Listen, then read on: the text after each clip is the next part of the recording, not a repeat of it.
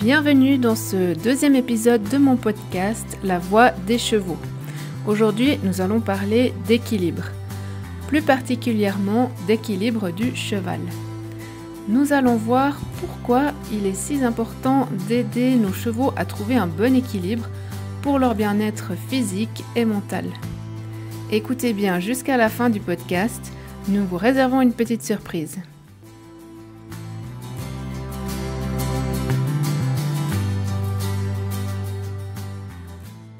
Je suis Carmen de la chaîne et du blog EducHorse et je vous aide à faire de votre cheval un réel partenaire. Je remarque que souvent l'équilibre est un sujet qui interpelle les cavaliers et les propriétaires. Nous sommes nombreux à avoir des chevaux qui ont un mauvais équilibre et qui donnent la sensation de tomber sur les épaules. Ce déséquilibre est désagréable non seulement pour le cavalier, mais surtout pour le cheval qui lutte contre la gravité à chaque instant. Mais alors, comment aider nos chevaux à mieux s'équilibrer ? Faut-il avoir des grandes compétences en dressage pour y parvenir ? C'est ce que nous allons voir aujourd'hui avec mon invité, qui s'est spécialisé dans ce domaine afin de pouvoir aider tous les cavaliers, quelle que soit leur discipline. J'ai donc le plaisir d'accueillir Simone Ravenel, qui est la fondatrice d'Equimetric. Bonjour à tous et un immense merci à Carmen qui m'a proposé ce sujet qui m'intéresse tellement et merci à tous ceux qui vont m'écouter sur ce thème tellement riche et tellement complexe qu'est l'équilibre. C'est moi qui te remercie d'avoir accepté mon invitation. Je te laisse faire une petite introduction pour présenter notre sujet. L'équitation, c'est vraiment un art complet qui demande beaucoup de connaissances dans vraiment différents domaines pour bien réussir. Autant je trouve qu'on a de bonnes sources dans le domaine de l'apprentissage, de l'alimentation, de l'entraînement, autant le côté physique pur de l'intérêt, de la gestion de l'équilibre, peut-être parce qu'il fait un peu peur ou il paraît un peu complexe, il me semble peu bien expliqué, alors que c'est quand même essentiel de comprendre la physique derrière pour l'équitation. Ainsi, on comprend un peu mieux pourquoi il est la base de toute activité équestre. Et à partir de là, une fois que l'équilibre est créé, on va choisir les exercices pour développer une discipline spécifique. L'équilibre, il est subtil. On est soit en avant, soit en arrière, soit trop à gauche, soit trop à droite. C'est vraiment un état de grâce. Il est surtout régi par des réflexes. Le cheval, il n'est pas en train de réfléchir, je vais mettre ma jambe là ou je vais mettre ma tête là. C'est des actions réflexes. Donc nous, en tant que cavalier, on n'a pas le temps de réfléchir trop longtemps pour réagir au mieux, pour aider notre cheval. Alors je vais essayer de vous donner des clés pour que tout ait du sens. Surtout, pourquoi l'équilibre est important, comment le reconnaître, comment le travailler. Est-ce que tu peux nous dire qu'est-ce qui t'a amené à t'intéresser à l'équilibre des chevaux ? Alors, je mesure la pression sous les selles des chevaux depuis 2008. Je suis ingénieure de formation. Ensuite, j'ai fait ostéo-équin. Ça fait vraiment donc bien longtemps que je traque les surpressions sur le dos des chevaux.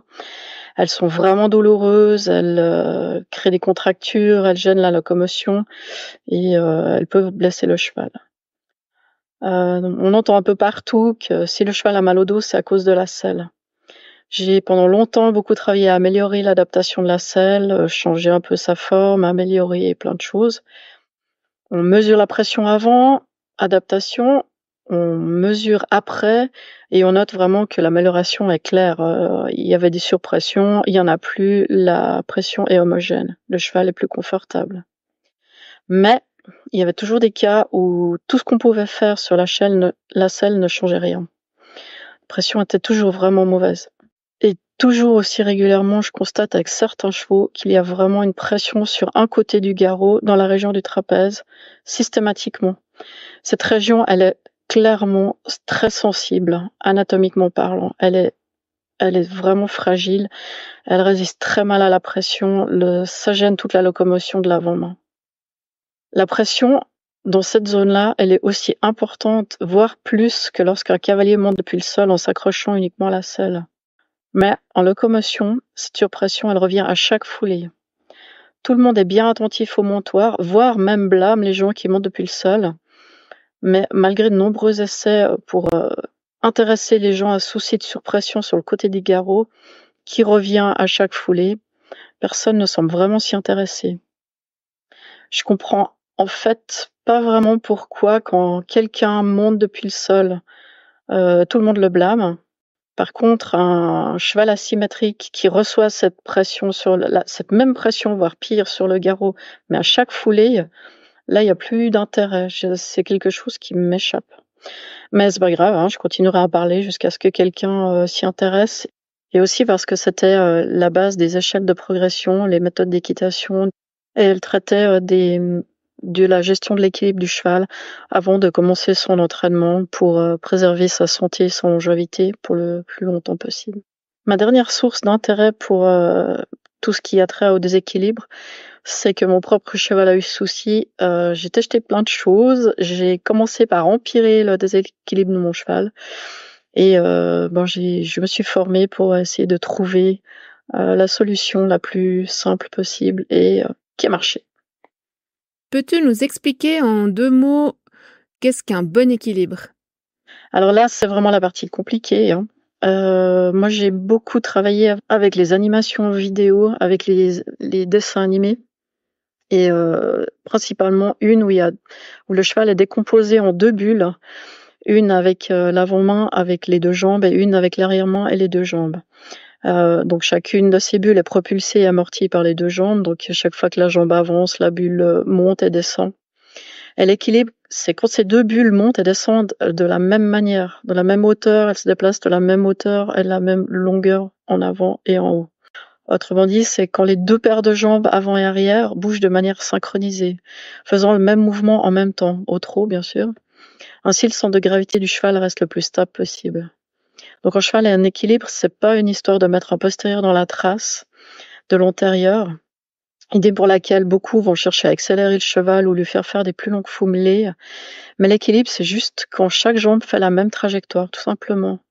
Ainsi, au trot, un jog, c'est le petit trot des chevaux western qui fait des toutes petites foulées. Il peut être en équilibre tout autant qu'un trot de travail, un trot en extension, un trot de course, un piafé. Tant que la croupe se déplace selon la même trajectoire que le garrot, c'est équilibré. Merci. Peux-tu nous expliquer pourquoi l'équilibre est si important pour les chevaux? L'équilibre est essentiel pour la santé physique et mentale du cheval. Un déséquilibre constant crée et accentue les tensions dans son corps. Vous avez tous entendu le fameux ça renforce le côté fort et affaiblit le côté faible. Ça crée un cercle vicieux qui aggrave les problèmes de posture, ça désharmonise sa locomotion, ça accélère son usure, sa fatigue. Ça peut entraîner des comportements dangereux de défense face à la douleur physique ou la peur instinctive de chuter, si importante pour la survie de l'animal qui est proie. Ici, je vais parler principalement du système musculo-squelettique, mais l'impact sur la santé des organes est bien sûr essentiel aussi. Le principe fondamental de la biomécanique, c'est que la forme et la fonction sont étroitement liées. La forme influence la fonction et la fonction modifie la forme. C'est un processus physiologique qui tout au long de la vie va faire évoluer les muscles et les fascias, toutes les structures et même la forme des os pour s'adapter aux contraintes du quotidien. Donc d'abord, la fonction modifie la forme. Quand un cheval est en déséquilibre pendant longtemps, son corps va s'adapter en changeant de forme pour compenser. Cela peut déformer certaines parties de son corps, ce qui change la façon dont les forces seront réparties sur ses muscles et ses articulations. Puis la forme influence la fonction. Ces déformations corporelles vont à leur tour modifier la manière dont le cheval bouge. Cela peut entraîner des mouvements déséquilibrés qui continuent d'aggraver les problèmes. Bien sûr, ce phénomène n'est pas rapide, mais on utilise certains chevaux de manière très intense et plus le corps est travaillé en déséquilibre, plus le cercle vicieux sera rapide, plus le risque de blessure sera élevé. Mais, de la même manière, on peut rétablir l'équilibre à tout âge. Il suffit de prendre le temps qu'il faut. Car de la même manière, on peut partir dans un cercle vicieux postural. Autant plus on passe de temps à faire des mouvements en équilibre, plus le corps va et peut le redevenir. Rien n'est figé. Ok, c'est très intéressant ce que tu expliques. Donc ça veut dire qu'on peut rétablir des mouvements inconscients chez le cheval, mais cette fois en équilibre, en sorte grâce à la répétition de ces mouvements. Bon, moi, il y a quand même une question que je me pose, c'est pourquoi le cheval ne parvient pas à se mettre tout seul dans un bon équilibre? Malheureusement, tout simplement, le cheval n'est pas construit pour porter un humain sur son dos. Notre poids, il vient le déséquilibrer, surtout sur l'avant-main. Et le cheval, si on le laisse, il va se laisser entraîner par ce déséquilibre et se laisser tomber passivement en avant. C'est pas agréable ni pour lui ni pour nous. Travailler l'équilibre du cheval passe souvent par un ralentissement de sa vitesse, pour qu'il se tienne, qu'il apprenne et développe sa capacité de portage d'un cavalier dans un premier temps, avant de commencer l'entraînement spécifique à une discipline. Comment reconnaître un cheval en équilibre alors? Qu'est-ce qu'on peut observer concrètement, visuellement et au niveau de notre ressenti à cheval? Alors là, c'est la grande et vaste question. Pour moi, c'est simplement parce qu'il ne montre aucun observable de déséquilibre. Donc Dr Sue Dyson, qui est une vétérinaire anglaise, sauf erreur, elle a fait tout un catalogue d'observables de la douleur ou de l'inconfort. Mais pour moi, dans ces observables, il y en a qui sont en lien directement avec le déséquilibre, le cheval qui est en train de lutter contre le déséquilibre de son corps. Elle en a codifié la tête qui se renverse en haut, la tête qui est trop basse, l'encolure inversée ou alors complètement révulsée. La tête qui se déporte dans l'axe du cheval, qu'elle est plus dans l'axe, elle s'incurve, elle se vrille vers l'intérieur ou vers l'extérieur. L'axe des oreilles n'est plus horizontal. Après, donc plutôt au niveau du ressenti, dans notre corps, on peut vraiment apprendre à ressentir la force. Tout notre corps est rempli de petits capteurs de pression. Donc si on apprend à utiliser ces petits capteurs à l'intérieur de notre corps, donc sur les surfaces de notre corps qui reposent sur la selle, c'est-à-dire les étriers, nos cuisses, nos ischions, on peut ressentir si le cheval nous donne la même force à gauche et à droite. Et aussi dans notre confort postural, un cheval en équilibre est très agréable à monter car l'orientation de son dos, la pente de son dos ne change que très peu au trot par exemple. Donc on n'est pas en train de lutter en avant, en arrière, on est posé très confortablement, c'est comme une vague qui monte et qui descend, c'est tout doux. Et c'est un sentiment qui se cultive et une fois qu'on l'a expérimenté, on le ressent bien. Une fois qu'on l'a vécu, on veut plus autre chose en fait. Au niveau de la tension dans les rênes aussi, elle est légère, elle est égale entre les 2 mains, en ligne droite bien sûr. S'il y a trop de tension, c'est que le cheval nous utilise comme béquille pour son déséquilibre. S'il y a pas de tension, c'est que le cheval s'encapuchonne et qu'il fuit, c'est pas mieux. Et pour ceux qui montent sans contact, on peut aussi observer la position, la forme des muscles de l'encolure, la position de la tête. C'est très fiable. Moi, j'écoute aussi le bruit des foulées. Donc la correction de l'allure qui est le rythme, c'est la recherche du même son des battus, du posé des pieds, avec le même temps entre chaque son. Et c'est ainsi qu'on peut aussi quantifier l'équilibre.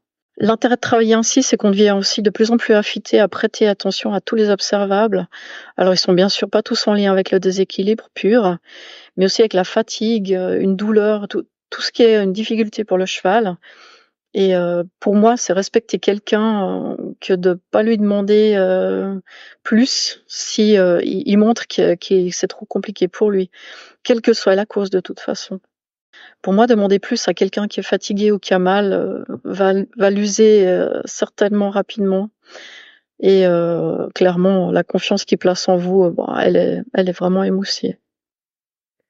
Ok, super. Peux-tu nous dire encore comment est-ce qu'on peut améliorer l'équilibre d'un cheval? Alors, principalement en évitant les observables de déséquilibre.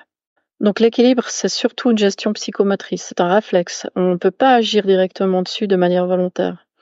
C'est-à-dire que la coordination des mouvements, elle doit s'apprendre par répétition du geste lent. Comme pour apprendre les pas d'une danse ou apprendre à jouer un instrument de musique, c'est une coordination des gestes. Et petit à petit, augmenter la vitesse, la durée, l'intensité, la difficulté. Plus la coordination est parfaite, plus l'équilibre devient facile à gérer, plus le mouvement est facile. C'est le cercle vertueux postural. Donc déjà au sol, à l'arrêt, on va déjà tester la disponibilité du cheval, la décontraction de son corps, en en déplaçant légèrement le garrot en latéral, en longitudinal. On va regarder est-ce qu'il est OK de bouger son corps, entre ses jambes? Est-ce qu'on arrive à le faire bouger alors qu'il est à l'arrêt? Le but, c'est pas de réussir à le faire bouger, hein, mais vraiment créer ce lien de confiance. Il est OK de nous suivre sans crainte et sans stress. Une fois en selle, on va utiliser les observables du déséquilibre, expliqués au point 4, pour arrêter le cheval à chaque fois que le cheval nous montre un de ces signes. On augmente progressivement la difficulté. On commence d'abord au pas. Le cheval règne avec le contact le plus léger possible, car la tête en colure est le balancier du cheval. Elle devrait être qu'un observable, pas une aide. Au trot, on va chercher la synchronisation, c'est-à-dire que le postérieur se déplace en même temps que l'antérieur. Aucun souci si les foulées sont très courtes. C'est pas du tout ce qui est recherché ici. On cherche pas à aller vite, à aller loin, à aller fort. C'est vraiment la synchronisation. Donc, on commence par des petits pas. Il faut surtout comprendre qu'on ne peut pas accélérer le processus d'acquisition de la coordination. Chaque être vivant a une capacité propre. On peut que l'accompagner au développement, un peu plus chaque jour, mais on ne peut pas l'accélérer. Imaginez que vous êtes droitier, vous avez décidé de devenir ambidextre, vous allez prendre du temps pour maîtriser les mouvements de la main gauche. Et ce n'est pas en vous stressant que vous allez aller plus vite ou mieux. Une fois l'équilibre acquis à vitesse lente, on va pouvoir développer aussi la condition physique, donc la force des muscles pour supporter les contraintes mécaniques qu'exige l'équitation. La fameuse vitesse qui augmente la force nécessaire du cheval par 2 au trot, par 3 au galop, plus la force spécifique pour la volte.